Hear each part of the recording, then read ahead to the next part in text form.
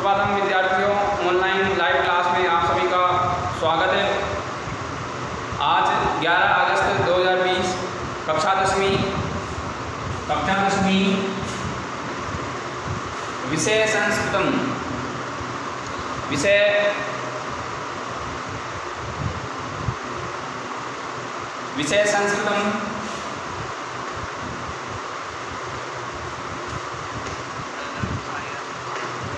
संस्कृतम अध्ययन बिंदु है अपना। अध्ययन बिंदु है समास प्रकरण। अध्ययन बिंदु है समास प्रकरण। समास प्रकरण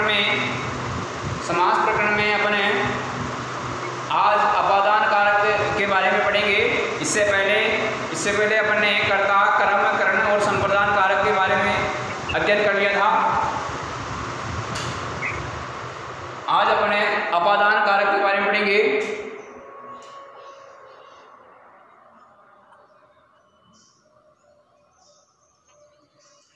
अपादान कारक है। आवाज आ रही है मेरी? आवाज आ रही है?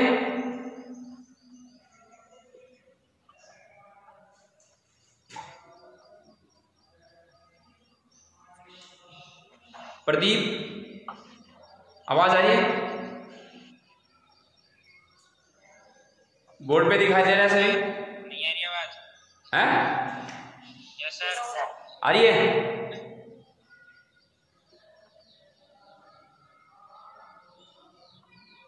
ठीक है, तो अपादान कारक के बारे में आज पढ़ेंगे। अपादान कारक है। अपादान कारक में पंचमी विभक्ति होती है। अपादान कारक में पंचमी विभक्ति होती है। किसे कहते हैं अपादान? तो हो जाएगा द्रुम पाए अपादानम। द्रुम पाए अपादानम, इसका अर्थ है अपाये सति यद ध्रुवम। अपाये सति यद ध्रुवम तस्य अपादान संज्ञा भवति। अपाये सति, अपाये का अर्थ है विश्लेष। अपाये का अर्थ है विश्लेष या अलग होना। विश्लेष या अलग होना। तो अपाये सति अलग होने पर भी, अपाये सति अलग होने पर भी यद ध्रुवम, ध्रुवम का अर्थ है निश्चित, स्थिर। ध्रुवम का अर्थ है स्थिर या निश्चित। तो अलग होने की स्थिति में जो स्थिर रहता है, अलग होने की स्थिति में जो स्थिर रहता है, तस्य अपादान संज्ञा होती, उसकी अपादान संज्ञा होती है। उसकी अपादान संज्ञा होती है। और अपादानी पंचमी, अपादान में पंचमी विभक्ति होती है। अपादान में अपादानी पंचमी विभक्ति होती है। अपादान में पंचमी विभक्ति होती है। इसका मतलब ये हुआ कि अलग होने पर, अलग होने की स्थिति में जो स्थिर रहता है उसकी अपादान संज्ञा होती है और अपादान में पंचमी विभक्ति होती है। ठीक है,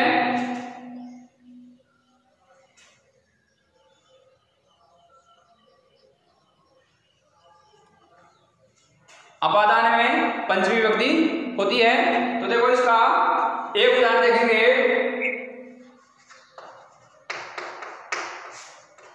वृक्षात् फलम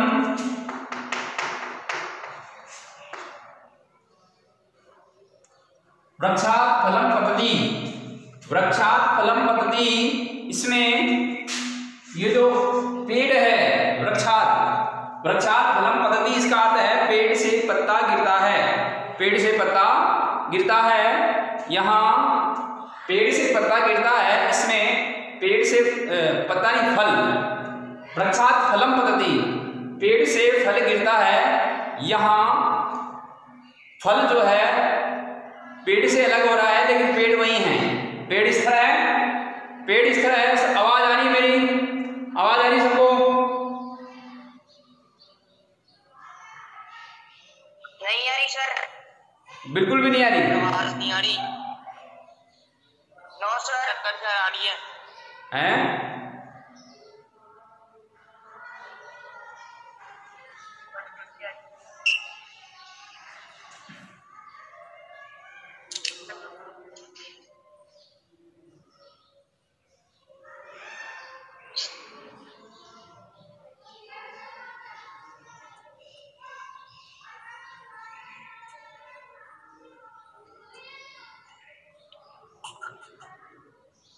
तो वृक्षात् फलम पतति, पेड़ से फल गिरता है। यहाँ पे फल जो है किससे अलग हो रहा है? पेड़ से। फल किससे अलग हो रहा है? पेड़ से अलग हो रहा है। तो यहाँ पे अलग होने की स्थिति में अलग कौन हुआ? फल अलग हुआ है, अलग हुआ है फल है। लेकिन अलग होने की स्थिति में भी जो स्थिर है, जो एक ही जगह है, वो कौन है? पेड़। पेड़ अपनी जगह एक ही है, अपनी जगह स्थिर है, अपनी जगह स्थिर है पेड़, और अलग हुआ है फल। तो यही हुआ कि अपाय सति यद ध्रुवम तस्य पदा संज्ञा भवति। अलग होने की स्थिति, अपाय मतलब अलग होने की स्थिति में जो स्थिर रहता है उसकी अपादान संज्ञा होती है, और अपादान में पंचमी विभक्ति होती है। यहाँ पे अलग होने की स्थिति में स्थिर है, फल है, इसलिए इसकी अपादान संज्ञा हो गई। वृक्ष की अपादान संज्ञा हो गई, और अपादान में पंचमी विभक्ति हो गई। तो बन गया वृक्षात्, वृक्षात् फलम पतति। ठीक है, पेड़ से फल गिरता है। तो फल जो है किससे अलग हुआ है? पेड़ से अलग हुआ है, इसलिए पेड़ में अपादान कारक होने के कारण पंचमी विभक्ति हो गई। तो यहाँ पे रेखांकित विभक्ति में कौन सी विभक्ति है? पंचमी विभक्ति है, और कारण हो जाएगा अपादाने पंचमी विभक्ति भवति। ठीक है, इसके बाद में अब चलते हैं नियम की ओर। तो नियम चलेगा अपना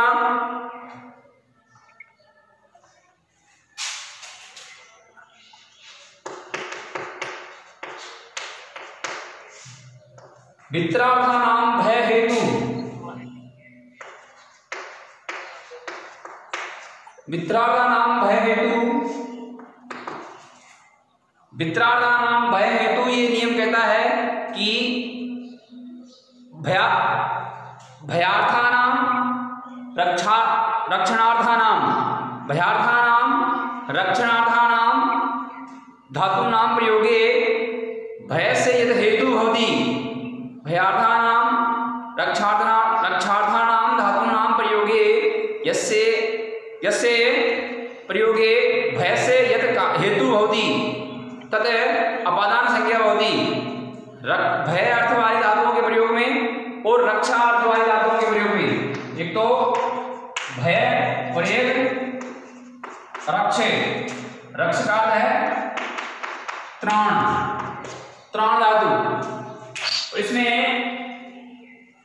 इसमें देखो, एक तो रक्षा भय अर्थ वाली धातुओं के प्रयोग में, और रक्ष त्राण धातु का अर्थ रक्षा करना, रक्षा अर्थ वाली धातुओं के प्रयोग में, इनके प्रयोग में भय से यद हेतु होती, भय का या रक्षा करने का जो कारण है, हेतु का अर्थ होता है कारण। भयार्थानाम रक्षणार्थानाम धातूनां प्रयोगे भय से यद हेतु भवति तत्र अपादान संज्ञा भवति। तो भय और रक्षा अर्थ वाली धातुओं के प्रयोग में भय का या रक्षा करने का जो कारण है, जिससे रक्षा की जा रही है, जिससे डर रहा है, उसमें अपादान संज्ञा हो जाएगी, और अपादान में पंचमी विभक्ति हो जाएगी। ठीक है, अब देखो उदाहरण दिखाएगा कि बालक है सिंगार, बालक सिंगार विभेदी, बालक सिंगार विभेदी, बालक सिंगार विभेदी। यहाँ पे विभेदी भय अर्थ में विभेदी हो गया, भय अर्थ में विभेदी आ गया। ये भय धातु है, इसमें धातु कौन सी है? भय धातु है। और भय का जो कारण है, भय का कारण क्या है? शेर। भय का कारण क्या है? शेर। बालक जो डर रहा है वो किससे डर रहा है? शेर से डर रहा है। किससे डर रहा है? शेर से। इसलिए भय हेतु, भय का जो कारण है उसमें अपादान संज्ञा हो जाएगी। तो सिंगाद में, शेर में, सिंगा शब्द में पंचमी विभक्ति हो जाएगी अपादान होने के कारण। तो पंचमी विभक्ति सिंगाद बन गया। क्या बन गया? सिंगाद। रेखांकित वृत्त में कौन सी विभक्ति है? पंचमी विभक्ति। रेखांकित वृत्त में कौन सी विभक्ति है? पंचमी विभक्ति है। और कारण क्या हो गया? कारण हो गया भय धातु योगी, भय धातु योगी, भय धातु योगे पंचमी विभक्ति होती, भय धातु के योग में पंचमी विभक्ति होती है। ठीक है, अब इसके बाद में आएगा नृपय, नृपय चोरात त्रायते, नृपय चोरात त्रायते। यहाँ भय का कारण क्या है? भय का कारण है चोर। भय का कारण क्या है? चोर। त्रायते, देखो रक्ष धातु के अर्थ में त्राण शब्द का प्रयोग होता है। रक्ष धातु के अर्थ में त्राण शब्द का तो बन गया त्रायते। ठीक है, तो यहाँ पे भय का जो कारण है, या यहाँ पे भय का नहीं, रक्षा का कारण है। यहाँ पे रक्षा का कारण क्या है? चोर। ठीक है, तो यहाँ पे नृपय है चोरात त्रायते, राजा चोर से रक्षा करता है। राजा चोर से रक्षा करता है। यहाँ पे रक्षा करने का कारण है चोर। चोर है इसलिए इसकी अपादान संज्ञा हो जाएगी और अपादान में पंचमी विभक्ति हो जाएगी। तो यहाँ पे हो जाएगा रक्ष धातु योगे। रेखांकित में कौन सी विभक्ति है? पंचमी विभक्ति है। कारण क्या रहेगा? रक्ष धातु योगे। रक्ष धातु के योग में पंचमी विभक्ति होती है। ये है अपना वित्रार्थानाम भय हेतु। ठीक है, ये नियम।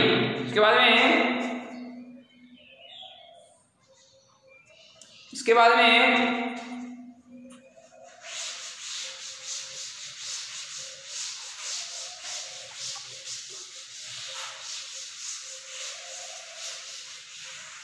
तो ये हुआ अपना पहला नियम कि रक्षा और भय और रक्षा अर्थ वाली धातुओं के प्रयोग में भय का या रक्षा करने का जो कारण है उसमें अपादान संज्ञा हो जाएगी और अपादान में पंचमी विभक्ति हो जाएगी। अब इसके बाद में अगला नियम अपना आख्यातोपयोगी।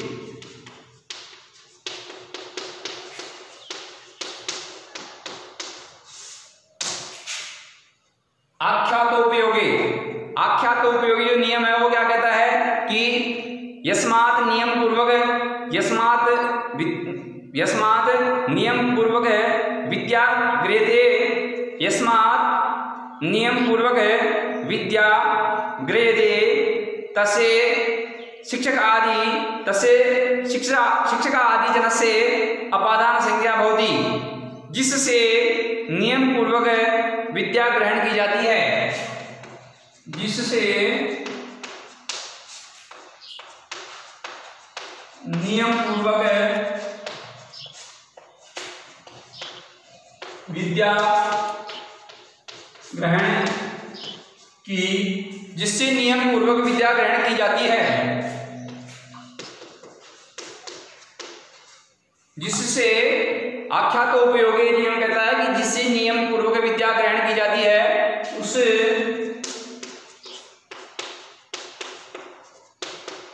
शिक्षक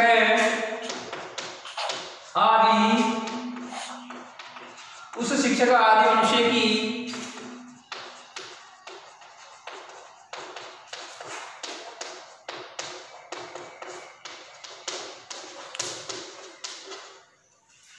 जिस शिक्षक आदि मनुष्य की जिस आख्यातोपयोगी यस्मात् नियम पूर्वक विद्या गृह्यते तस्य शिक्षक आदि जनस्य अपादान संज्ञा भवति, जिससे नियम पूर्वक विद्या ग्रहण की जाती है। जिससे नियम पूर्वक विद्या ग्रहण की जाती है उस शिक्षक आदि मनुष्य की अपादान संज्ञा होती है। उस शिक्षक आदि मनुष्य की क्या होती है? अपादान संज्ञा होती है।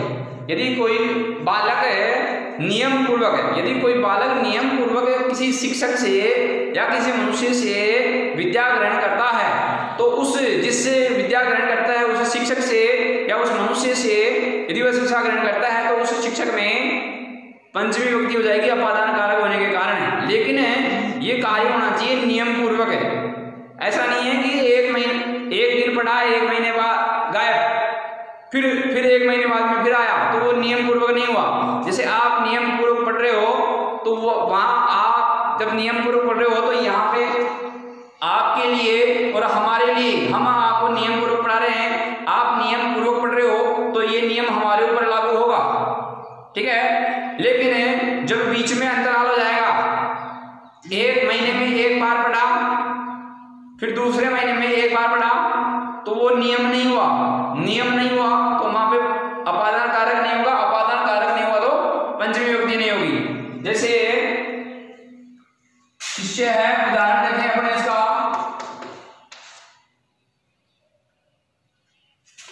शिष्य है उपाध्यायात्,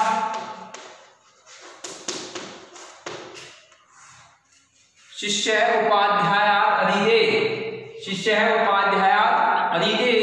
यहाँ पे शिष्य उपाध्याय से पढ़ता है, अध्ययन करता है, ठीक है। तो यहाँ पे शिष्य जो है वो उपाध्याय से पढ़ रहा है, ठीक है। इसका मतलब नियम पूर्वक पढ़ रहा है। यहाँ पे उपाध्याय का मतलब शिक्षक से, अध्यापक से, ठीक है। अधीते का मतलब पढ़ता है, शिष्य का मतलब बालक। तो यहाँ पे नियम पूर्वक किससे पढ़ रहा है?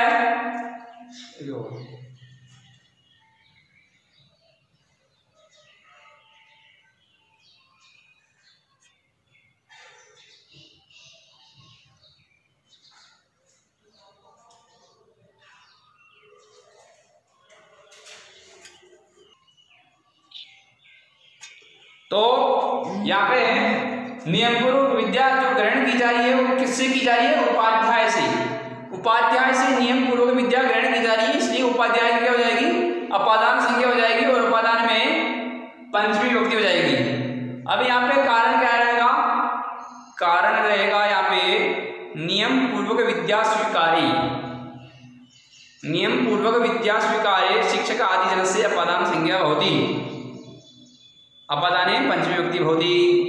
नियम कारण हो जाएगा, यहाँ पे कारण हो जाएगा कि नियम पूर्वक विद्या स्वीकारे शिक्षक आदि जन से अपादान संज्ञा होती और अपादाने पंचमी विभक्ति होती, ठीक है। ये हो जाएगा इसका कारण, और इसमें हो जाएगी रेखांकित में पंचमी विभक्ति। इसी प्रकार छात्र है, छात्र है शिक्षकात्, छात्र है शिक्षकात् अधीते या पठति, छात्र है शिक्षकात् पठति।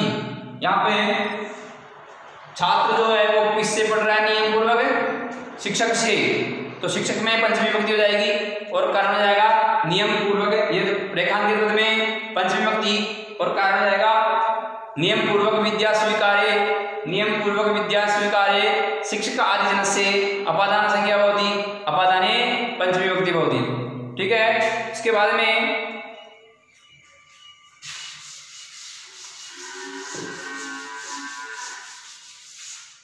अगला नियम है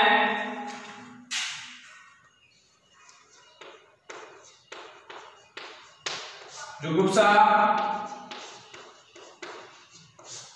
विराम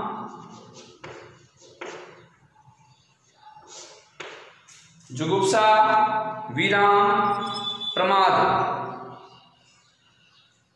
जुगुप्सा विराम प्रमादार्थानाम उपसंख्यानम,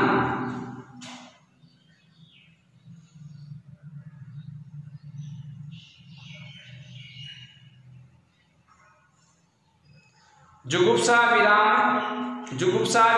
प्रमादार्थानाम उपसंख्यानम, जुगुप्सा विराम प्रमादार्थानाम उपसंख्यानम। इसका जुगुप्सा विराम, इसका अर्थ हो जाएगा जुगुप्सा विराम प्रमादार्थानाम धातु, जुगुप्सा विराम प्रमादार्थानाम धातूनां प्रयोगे यस्मात् गृह्णाति क्रियते। जुगुप्सा विराम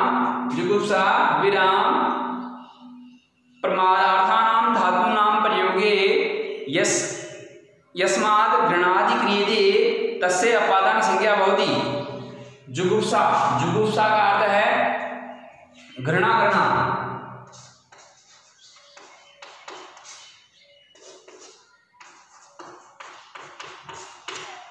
जुगुप्सा विराम प्रमादार्थानां धातूनां प्रयोगे यस्मात् गृह्णाति क्रियते तस्य अपादान संज्ञा भवति। जुगुप्सा विराम प्रमाद अर्थ वाली धातुओं के प्रयोग में, अर्थ सुनो एक बार इसका क्या अर्थ है कि जुगुप्सा विराम प्रमाद अर्थ वाली धातुओं के प्रयोग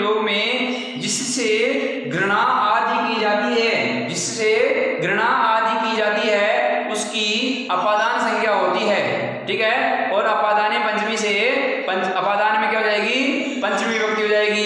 अब इसमें जुगुप्सा, विराम और प्रमाद। जुगुप्सा का अर्थ है घृणा करना, विराम का अर्थ है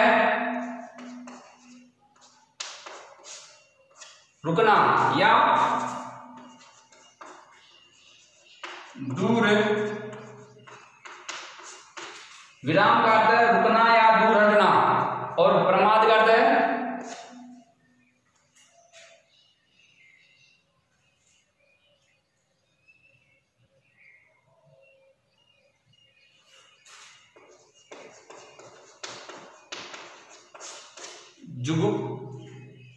जुगुप्सा,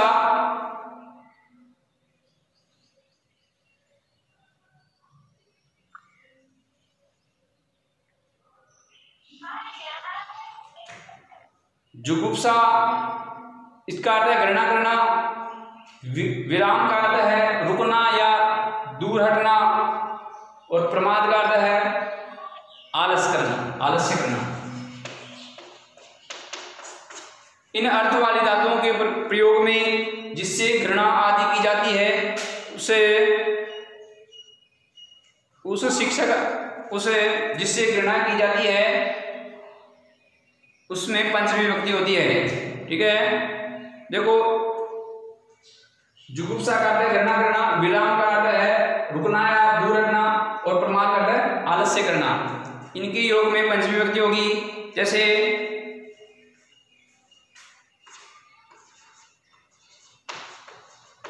महेश है पापा,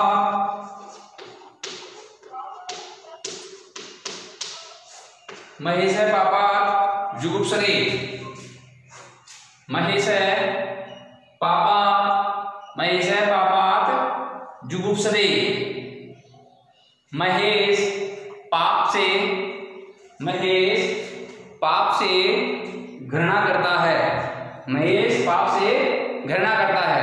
तो यहाँ पे जुगुप्सा का अर्थ है घृणा करना। घृणा करने के अर्थ में यहाँ पे वह यस्मात घृणा आदि क्रियते, जिससे घृणा की जाती है। यहाँ पे महेश जो है किससे घृणा कर रहा है, पाप से। महेश किससे घृणा कर रहा है, पाप से घृणा कर रहा है, इसलिए अपादान संज्ञा किसकी हो जाएगी, पाप में अपादान संज्ञा हो जाएगी, और अपादान में पंचमी विभक्ति हो जाएगी, तो बन जाएगा पापात। तो महेश पाप से जुगुप्सते घृणा करता है। यहाँ पे अपादान में इसमें रेखांकित रूप में हो गई पंचमी विभक्ति, और कारण हो जाएगा ये जुगुप्से, कारण हो जाएगा इसमें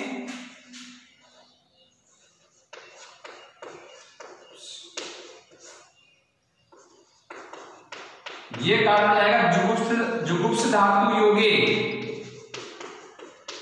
ये कारण हो जाएगा जुगुप्स धातु योगे, जुगुप्स धातु योगे पंचमी विभक्ति भवति, जुगुप्स धातु योगे पंचमी विभक्ति भवति, ठीक है।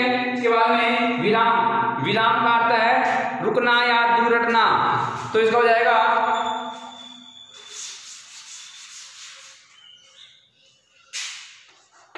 राम है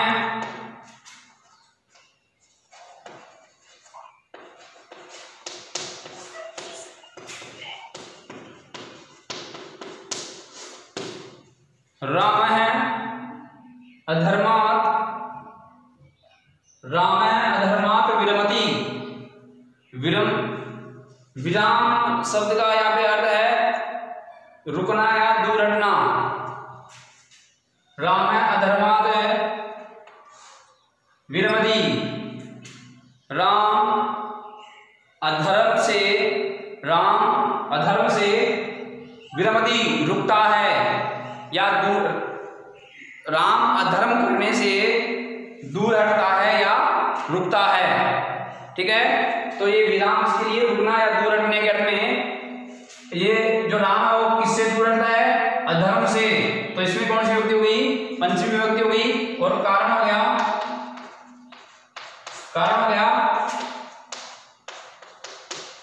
वी रम धातु योगी, वी रम धातु योगे पंचमी विभक्ति, वी रम धातु योगे, वी रम धातु धातु योगे पंचमी विभक्ति।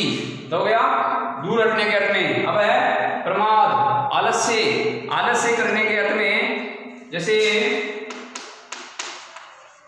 गणेश है,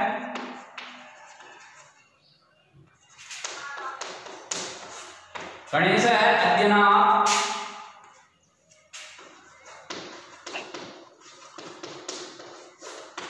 गणेश है अध्ययनात्, अध्ययनात् प्रमाद्यति। ठीक है, इसमें जाएगा, इसमें अपादान गणेश जो है वो अध्ययन से आलस्य करता है,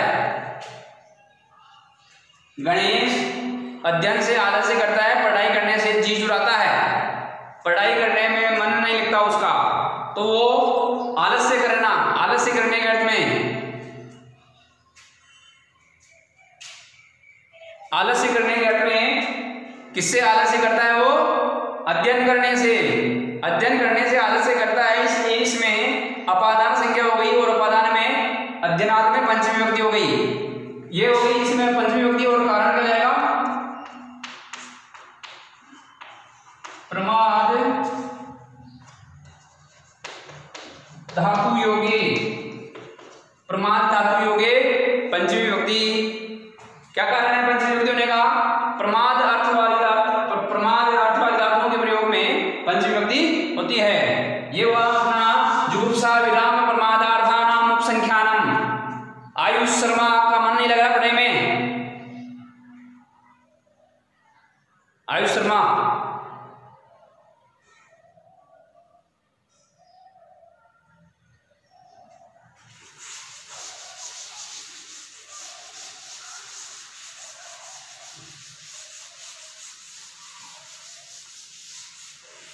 अब देखो, एक तो भित्रार्थानाम भय हेतु ये नियम हो गया, उसके बाद में आख्यातोपयोगी ये नियम हो गया, उसके बाद में जुगुप्सा विराम प्रमादार्थानाम उपसंख्यानम ये नियम हो गया।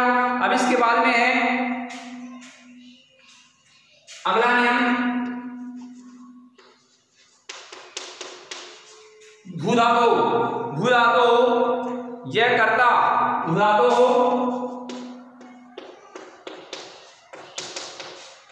भूधातु यह कर्ता, भूधातु का जो कर्ता है, यत यत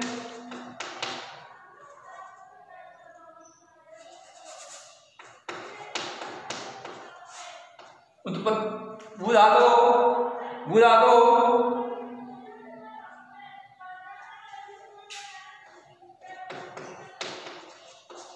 भूधातु ये कर्ता, तस्य यदि उत्पत्ति स्थानम, उत्पत्ति स्थानम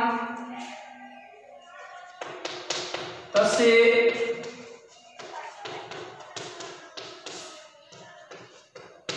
अपादान संज्ञा। भूधातु का, भूधातु का जो कर्ता है, भूधातु का जो कर्ता है उसका जो उत्पत्ति स्थान, उसका जो उत्पत्ति स्थान है, भूधातु का जो करता है उसका जो उत्पत्ति स्थान है उसकी अपादान संज्ञा होती है। उसकी क्या होती है? अपादान संज्ञा। भूधातु का जो कर्ता होता है उसका जो उत्पत्ति स्थान होता है उसकी अपादान संज्ञा होती है और अपादान में पंचमी विभक्ति होती है। जैसे ये मान लो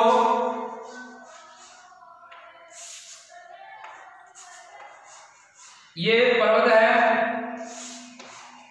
ये पर्वत है और यहां से नदी निकल रही है, ये नदी निकल गई, इस पर्वत से नदी निकल गई, तो यहाँ पे ये उत्पत्ति स्थान, ये उत्पत्ति स्थान क्या हुआ? ये जगह जो है, ये जगह इसका उत्पत्ति स्थान हो गई।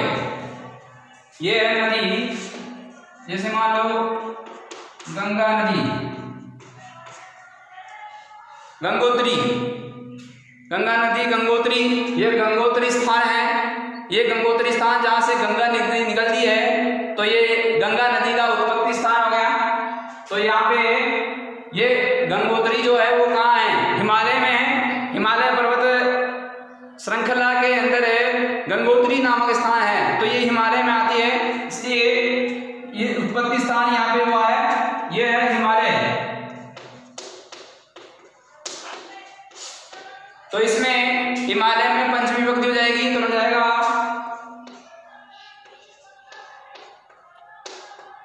गंगा,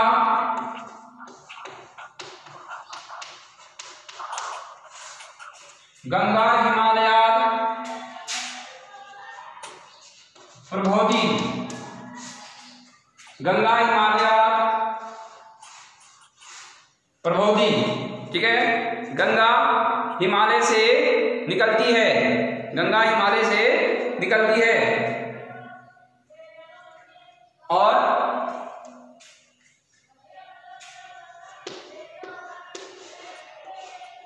लूणी नाग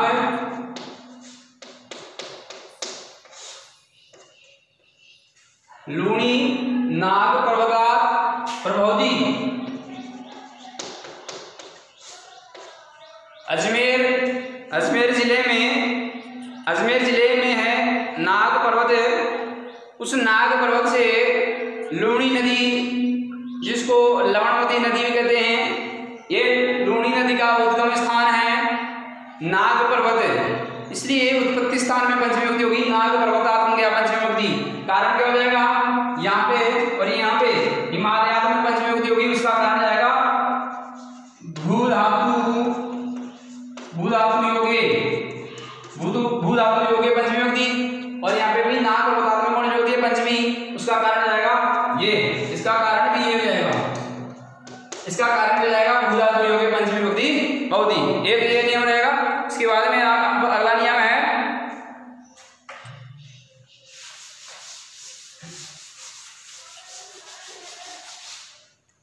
अगला नियम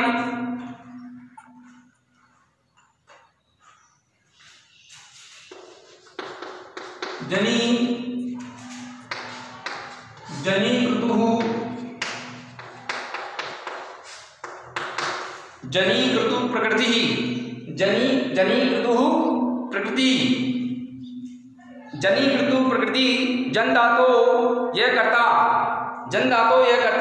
तस्य या प्रकृति, जन धातो यह करता, तस्य या प्रकृति, तस्य अपादान संज्ञा भवति। जन धातु का जो करता है, उसकी जो प्रकृति है, उसका जो कारण है, जन धातु का जो करता है, जन धातो यह करता, तस्य या प्रकृति भवति, तत्र अपादान संज्ञा भवति। जन धातु का जो करता है, उसकी जो प्रकृति है, उसका जो कारण है जन धातु, या ऐसे समझ सकते हैं इसको कि जन धातु का जो करता है, उसका जो कारण है जन धातु,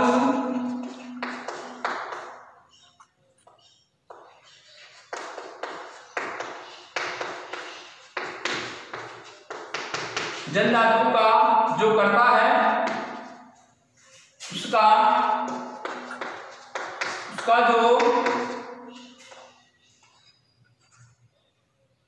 उसका जो हेतु कारण है उसकी क्या होती है, अपादान संज्ञा होती है। आयुष शर्मा बहुत समय से हंस रहा है, इसका दिमाग नहीं पढ़ाई में, या तो आप पढ़ाई करो, नहीं तो यहां से चले जाओ। इसको और डिस्टर्ब करे हो आप, इसको और परेशान करे हो। पढ़ाई करनी तेरे को, पढ़ाई बैठ कर ले, नहीं तो यहां से चले जा। हंसने की क्या बात है, मैं कोई जोक्स सुना रहा हूं क्या तेरे को, कॉमेडी कर रहा हूं क्या जो हंस रहा है। तो देखो, जनीकृतु प्रकृति, इसमें जन धातु का जो करता है, उसका जो हेतु मतलब जो कारण है, उस कारण में उत्पन्न होने का जो कारण होगा, उसमें पंचमी विभक्ति हो जाएगी। तो देखो, जैसे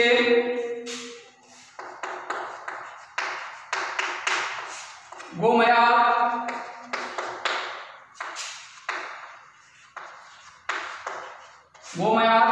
वृश्चिकाय जायते, गोमयात वृश्चिक है जायते, गोमयात वृश्चिक है जायते। यहाँ पे जो वृश्चिक है, जो वृश्चिक है उसका कारण है जो बिच्छू, वृश्चिक का अर्थ है बिच्छू, वृश्चिक का अर्थ है बिच्छू। इसका क्या कारण है उत्पन्न होने का?